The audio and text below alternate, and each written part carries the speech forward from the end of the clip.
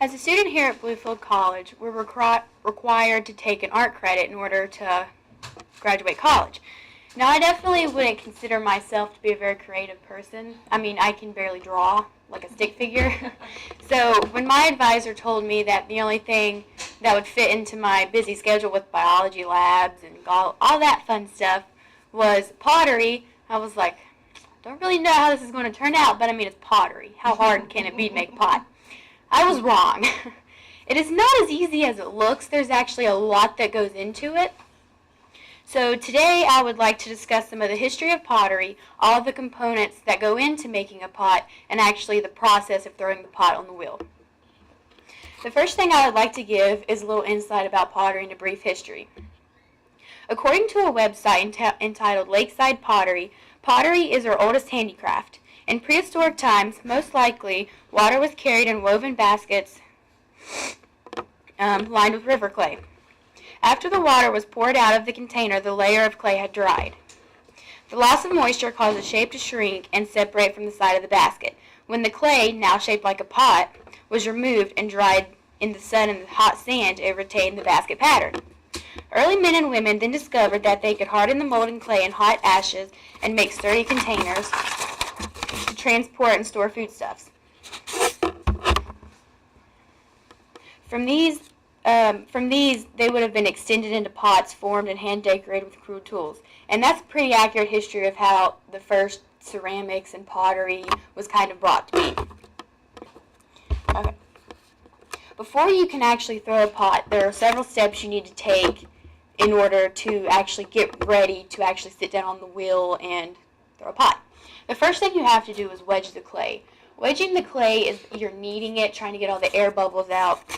Because further along in the process, when you go to put your pot in the kiln, if there's air bubbles in it, it'll explode. So that's definitely not good. So you want to knead the clay really good and get all the air bubbles out. The second step is throwing the pot. This is when you actually sit down on the wheel, you make your pot. Yeah.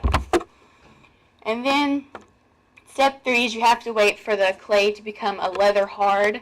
That basically means that's not tacky, like wet to the feel. You can pick it up and handle without getting like fingerprints and worrying. It's still delicate though, so don't think you can just like do whatever you want with it. It'll still fall apart.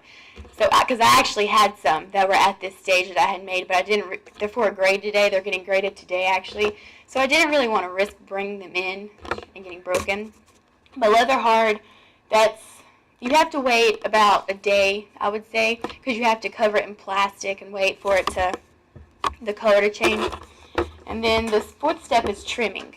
That's when you put the pot back on the wheel and you take your tools and you trim out the bottom, you smooth out all your edges, you get rid of your fingerprints and everything. And then you fire it. Fire it is when you put it in the kiln, and the kiln is basically like a big oven. It just makes your pot harder. You actually have to fire it twice. You fire it first to, you strengthen the pot, and then you glaze it. Glazing is basically painting it. And then after you glaze it, that's when you have to put it back in the kiln because the paint will harden. And then after you take it out of the kiln, your pot's pretty much good to go. And then, now that I've went over the steps of creating a pot in its entirety, I would like to show a video that shows how to actually throw a pot on the wheel. This video, even though it's off YouTube, I think it's called Miracle Bench. They have like a website where they do all this stuff, but they post all their videos on YouTube.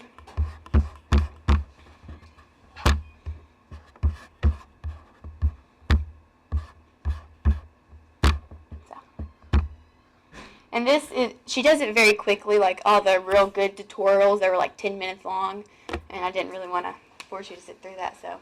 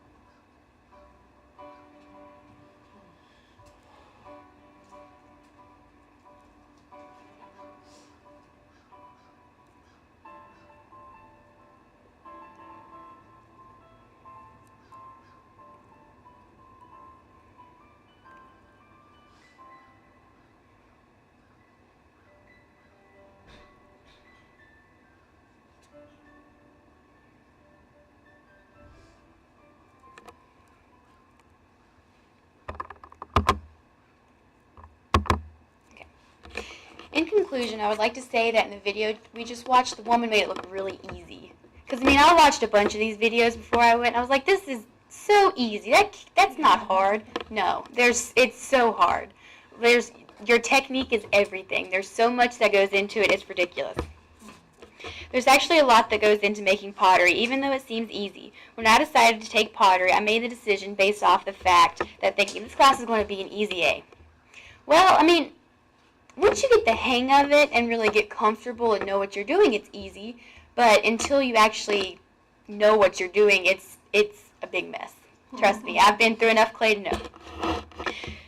Pottery consists of many things, and today we've learned briefly about the history, what pottery actually consists of, and actually how to throw a pot on the wheel.